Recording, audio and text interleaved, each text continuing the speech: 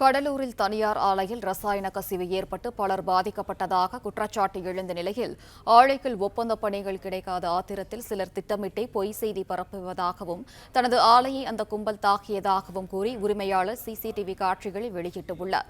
கூடுதல் விவரங்களை வழங்குகிறார் செய்தியாளர் லிசிராஜா. ராஜா, வணக்கம். விவரம் என்ன?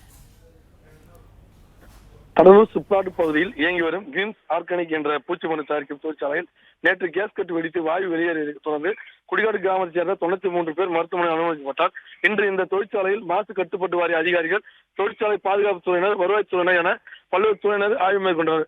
மாசு கட்டுப்பாட்டு வாரிய அதிகாரிகள் தொழிற்சாலை தற்காலிகமாக இயக்க தடை விதித்தார். இந்த நிலையில் தொழிற்சாலை உரிமையாளர் ரமேஷ் பிரபாகர் செய்தியாளர்களிடம் பேசினார்.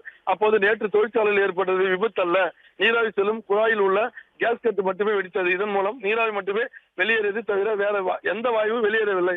இப்படி இருக்க எங்கள் தொழிற்சாலையில் வந்து தொழிற்சாலை பணிகளுக்கான ஒப்பந்தங்களை கேட்டு சிலர் நாங்கள் வழங்க முடியவில்லை. அவர்கள் எங்களை தொலைபேசி மூலம் உங்களை தொழிற்சாலை எப்படி நடத்துகிறது என்று பார்த்துக் கொள்வோம் என்று மிரட்டியுள்ளார்கள்.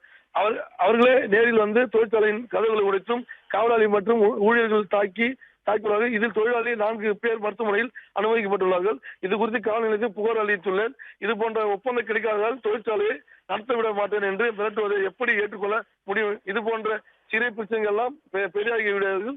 தொழிற்சாலை ஊழியர் ஒருவர் கூட மயக்கம் அடைந்திருக்க மாட்டார்கள். இந்த கிராம மக்களை வீதிக்குள்ளாக்கி அவர்களை மருத்துவமனைக்கு அனுப்பியுள்ளார்கள். பிளே ஸ்டோர் மற்றும் ஆப் ஸ்டோரில் இருந்து பாலிமர் செயலியை QR கோடு மூலம் பதிவிறக்கம் செய்யுங்கள். செய்திகளை உடனுக்குடன் பெறுங்கள்.